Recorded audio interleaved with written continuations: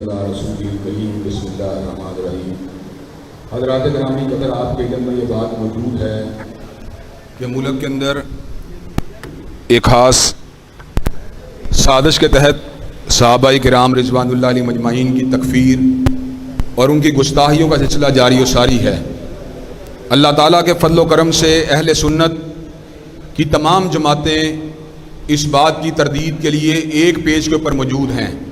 چنانچہ آج مولانا منظور چنیوٹی کے صاحبزادے وہ بھی یہاں پر تشریف فرما ہیں، مولانا اعظم طارق صاحب کے صاحبزادے وہ بھی یہاں پر تشریف فرما ہیں، اور انشاءاللہ جب تک ہمارے ملک میں اہل سنت کا ایک فرزند بھی زندہ ہے، صدیق کی صداقت کے ڈنکے بجتے رہیں گے انشاءاللہ، فاروق کی عدالت کے نعرے لگتے رہیں گے انشاءاللہ، ذوالنورین کی صحابت اور علی المرتضیٰ کی شجاعت کا جھنڈا لہراتا رہے گا انشاءاللہ، حضرت امیر معاویہ کے تدبر کی بات ہوتی رہے گی انشاءاللہ۔ حضرات گرامی قدر کہ آپ تحفظ بنیاد اسلام بل کے لیے ان علماء کے ساتھ ادارے یکجہتی کے لیے تیار ہیں انشاءاللہ۔ میاں جمیل شرف پوری صاحب بھی یہاں پر موجود ہیں، ہم ان کو بھی اہلاً و سہلاً مرحبا کہتے ہیں، اور ہماری خواہش ہوگی یہ تمام ساتھی جو ہیں اپنی گزارشات کو، اپنی معروضات کو صحابہ کرام رضوان اللہ علیہ مجمعین کے ساتھ اپنی محبت اور عقیدت کو آپ حضرات کے سامنے رکھیں۔ انشاءاللہ ہم ان کے شانہ بشانہ قدم بقدم چلنے کے لیے تیار ہیں انشاءاللہ۔ بسم اللہ الرحمن الرحیم، الحمدللہ وحدہ والصلاة والسلام علی من لا نبی بعدہ۔ قال رسول اللہ صلی اللہ علیہ وسلم من سب الانبیاء قتل ومن سب اصحاب جلد، او کما قال علیہ الصلاۃ والسلام۔ حضرات محترم، محمد الیاس چنیوٹی مولانا منظور احمد چنیوٹی کا بیٹا اور ممبر صوبائی اسمبلی پنجاب آپ سے مخاطب ہوں۔ الحمدللہ اس وقت اہل سنت والجماعت کے تینوں طبقات، اہل حدیث، دیوبندی، بریلوی آپ کے سامنے متفق ہیں، اور ابھی ہمارے عزیز بھائی مولانا معاویہ اعظم طارق یہی کہہ رہے تھے کہ امت کے متحد ہونے کا جو پہلا نقطہ ہے وہی شان صدیق اکبر رضی اللہ تعالیٰ عنہ ہے، وہی ختم نبوت کے گواہ ہیں، بلکہ ختم نبوت کے عقیدے کے وہ محافظ ہیں اور مجاہد ہیں، اور حضور علیہ السلام کے مشن کو زندہ کرنے والے ہیں۔ جیسے حضرت علامہ صاحب نے فرمایا کہ ایک سوچی سمجھی سازش کے تحت، میں نے آج صبح بھی ایک ویڈیو کلپ میں کہا ہے کہ سیدنا عثمان غنی رضی اللہ تعالی عنہ کی شہادت کے لیے عبداللہ ابن سبا یہودی اس نے ایک سازش تیار کی اور مملکت اسلامیہ کے تمام صوبوں میں جا کر اس نے پروپیگنڈا کیا، اور یہودی سازش بالآخر وہ سیدنا عثمان غنی رضی اللہ تعالی عنہ کی شہادت پر منتج ہوئی۔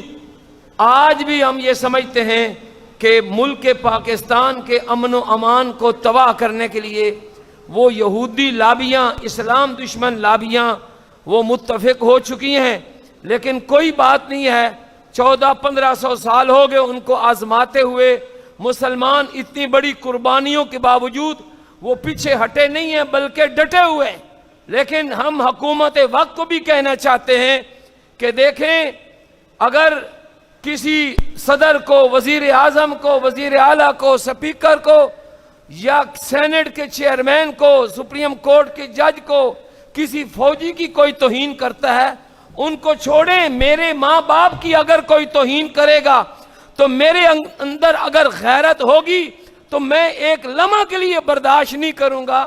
ہمارے تمام سٹیک ہولڈر اور تمام ایسی ایجنسیوں کے ذمہ داران وہ سوچیں کہ تمہارے والدین کے ساتھ اگر یہ کچھ معاملہ ہو، خدا کی قسم، ہمارے ہاں بھوانا چنیوٹ کے ضلع میں جس نے جو بکواس کیا، خدا کی قسم وہ آڈیو کلپ ہے، میں سنا نہیں سکتا، میں وہ الفاظ بیان نہیں کر سکتا۔ جس طریقے سے ان ظالم نے شیخین ان کی صاحبزادیوں کے نام لے کر ان کو ننگی گالیاں دی ہیں، تو کب تک کوئی برداشت کرے گا؟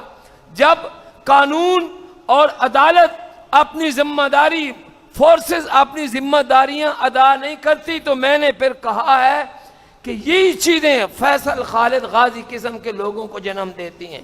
اس لیے ضروری ہے اس بات کو کہ حکومت اہل سنت والجماعت کے جذبات کو سمجھے. اور یہودی بھی بے وقوف ہیں، عیسائی بھی بے وقوف ہیں. صحابہ کرام کی جماعت تو وہ ہے.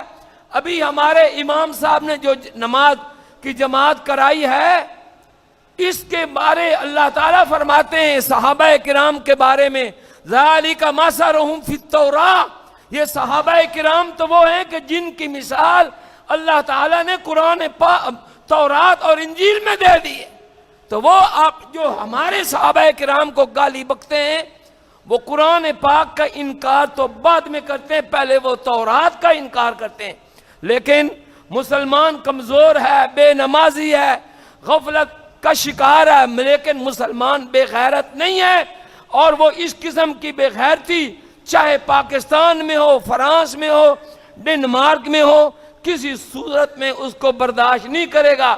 ابھی جو پاکستان کے حالیہ واقعات ہیں، اس میں بھی ہمارا حکومت سے مطالبہ ہے کہ دیکھو جو سیدنا ابو بکر صدیق رضی اللہ عنہ کا نام لے کر ان کو ننگی گالی دیتا ہے، اس پر بھی 295 سی، اور جو ان کے دفاع میں کچھ بولتا ہے اس کے اوپر بھی وہی سزا لگ دی. تو یہ عجیب منطق ہے.